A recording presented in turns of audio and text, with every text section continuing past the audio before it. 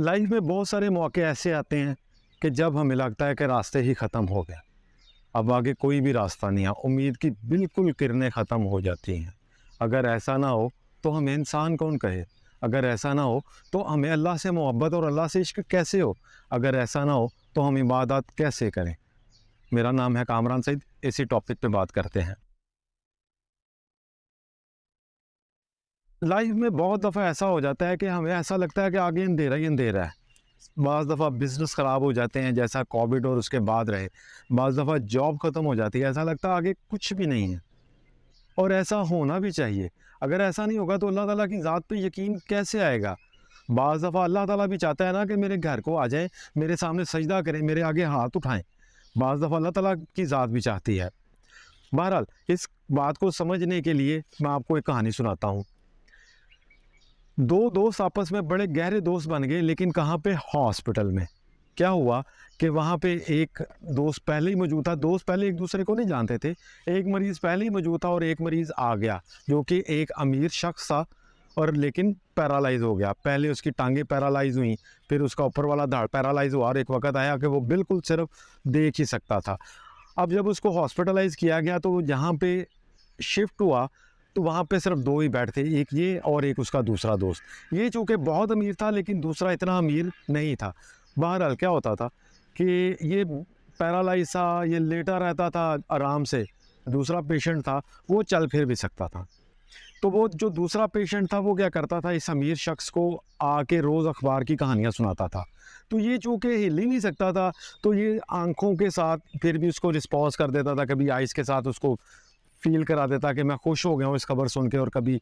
और फिर क्या होता था कि थोड़ी देर बाद अखबार सुनाने के बाद जो दूसरा शख्स होता था, जो जो पेशेंट चल फिर लेता था, वो जाता था और जाके उसको बताता था कि देखो बाहर बहुत, ये सामने बीच है, पानी बड़ा नीला है, आज लहरें बड़ी पुरसकून हैं, घोड़ा, बच्चे बीच के ऊपर खेल रहे हैं।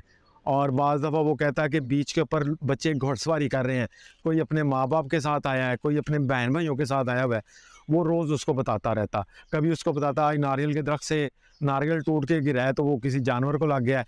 तो खेलते, वो एन्जॉय करते आपस में।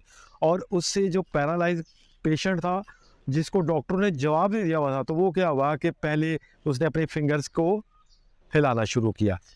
कोई 15 के दिन गुज़रे तो उसने अपना बाजू उठाना शुरू किया, और 15 दिन गुज़रे, उसकी टाँगों में मूवमेंट आई, और करते-करते वो इतना हो गया कि वो उठ के बैठना शुरू हो गया। बाकी तो बेहतरी नहीं आई, लेकिन उठकर बैठना शुरू हो गया। रोज़ ऐसे ही कहानियाँ। एक दिन वो बताता था बाहर बारिश हो रही है आज, फिर बताता था कि जी सामने बहरी जहाज़ आ गया है।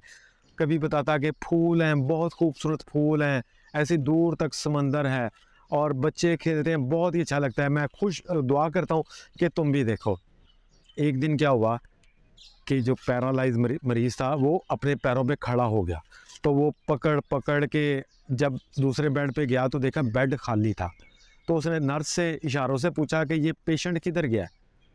तो उसने कहा कि ये पेशेंट रात को फ़ौत हो गया। वो जो मरीज़ था, पैरालाइज़ मरीज़, वो वहीं गिर गया। खैर उसको न डॉक्टर्स ने उठा के बेड पे डाला, उसको मेडिकेशन की। अगले दिन वो और ठीक हो गया।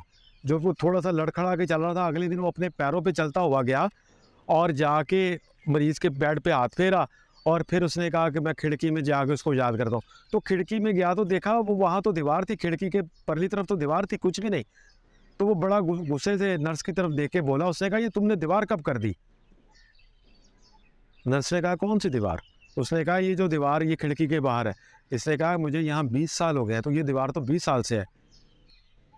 तो पेशेंट ने नर्स से कहा कि वो जो मरीज़ था, वो मुझे बताता था इसके बाहर बीच है। उसने नर्स ने कहा, "ये तो यहाँ से तो बीच कोई 500 किलोमीटर दूर है, यहाँ कोई बीच नहीं है।" तो जब उसने अपनी पूरी स्टोरी नर्स को सुनाई, तो नर्स ने कहा कि शायद आपको ठीक करने के लिए उसने आपको ये कहानी सुनाई हो, वरना तो वो तो कैंसर का पेशेंट था। डॉक्टरों ने तो उसको जवाब दे दिया हुआ था, लेकिन देखे वो खुद मर गया, आपको वो ठीक कर गया। मेरे दोस्तों, इस कहानी में एक बहुत बड़ा सबक है आपके लिए और मेरे लिए। वो ये, मायूसी गुनाह है। मायूस कभी भी नहीं होना। वो मायूस शख्स से अल्लाह ताला को सख्त नफ़रत है। अल्लाह ताला मायूस शख्स को बिल्कुल भी पसंद नहीं करते, और कहा जाता है कि मायूसी गुनाह है। मायूस कौन शख्स होता है जिसको अल्लाह पे यकीन नहीं होता? और मुझे और आपको अल्लाह पे 100% यकीन है कि अल्लाह ताला की ज़ात हमारे साथ है। आप खुद सोचें कि हमारे ऊपर अगर मुश्किलात ना हो तो अल्लाह को याद कौन करे? हम तो सब अल्लाह को भूल जाए, कमज़ोर लोग हैं। हमको फरिश्ते तो नहीं हैं, कमज़ोर लोग हैं। अल्लाह की ज़ात को भूल जाए, अल्लाह की ज़ात पे यकीन ख़त्म हो जाए, तो अल्लाह ताला जो हम पे मुश्किलात लाता है या अल्लाह ताला जो हम पे हालात पैदा करता है, वो इस वजह से लाता है कि हम उसकी तरफ जुड़ जाए। और बहुत सारे केसेस में आप देख लें कि जब इंसान बहुत सख्त परेशान होता है, जब उसको रास्ता नज़र आना बंद हो जाता है, तो वो अल्लाह ताला की ज़ात की तरफ जाता है। बल्कि जब हम मायूस हों तो हम अल्लाह ताला से कहें कि अल्लाह पाक, मुझे ये नज़र आ रहा है कि मेरे सामने कोई रास्ता नहीं है, मुझे ये नज़र आ रहा है कि मेरा बिज़नेस नहीं चलेगा, मुझे ये नज़र आ रहा है कि मुझे जॉब नहीं मिलेगी, लेकिन मैं जानता ये हूँ कि आज भी तुम ही ऑलमाइटी अल्लाह पाक हो। अल्लाह पाक, ये पूरी ज़मीन का निज़ाम अल्लाह पाक तुम्हारे हाथ में। मैं कहूँ कि अल्लाह पाक, जो मुझे नज़र आ रहा है और जो मुझे पता है, इन दोनों में फ़र्क है। नज़र मुझे आ रहा है कि आगे कोई रास्ता नहीं है, और मुझे पता ये है कि अल्लाह ताला इस कायनात में एक पत्ता भी आपके हुक्म के बगैर नहीं हिल सकता। अल्लाह ताला आप ही अर्शों के भी मालिक है, आप ही फ़र्शों के भी मालिक है, ये मुझे पता है। और अल्लाह पाक, आप इस पूरी कायनात के मालिक हैं, तो मेरे लिए रास्ता क्यों नहीं निकलेगा, ये कहें। और साथ ये भी कहे कि अल्लाह पाक, मुझे पता है कि आप मुझसे कितनी मोहब्बत करते हैं। इस चीज़ पे अमल करें, आपकी लाइफ में बहुत चेंज आएगा। और एक गुजारिश, आज से अपने बहन भाइयों, माँ बाप, दोस्तों के साथ अच्छा रवैया करें, इससे भी आपकी लाइफ में बहुत चेंज आएगा। और अगर हमने लाइफ में कमाल करना है तो काम भी कमाल करना है। अस्सलाम वालेकुम।